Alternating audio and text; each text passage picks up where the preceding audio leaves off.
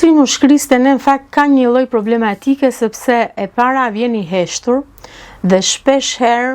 jo se nuk jep shenja dhe simptoma, po janë ato që ne them që neglizhohen, që një koll që zgjat, një rënje peshe që herë është, herë s'është. Dhe kanceri zakonisht e ne të mushkërisë ka këtë lloj vështirësie shumë vështirë, pra në një ekzaminim rutinë të zakonshme ti mund ta hasësh, ndoshta ti vjen për një gjë tjetër dhe gjithmonë është në stadin e 2, 3 apo më lart. Pra kur ajo është shfaqur në mushkëri, që ne e quajmë të stadiet e vona. Ndaj ne kemi dhe insistojmë tek pjesa e parandalimit, në kuptimin e një jete të shëndetshme, lërja e duhanit, ekzaminime një herë në vit, në kuptimin që ne të mund të parandalojmë më mirë se sa të kurojmë, sepse thash, kanceri i mushkërisë ka një lloj specifike që nuk vjen i heshtur pa simptoma që bërtasin,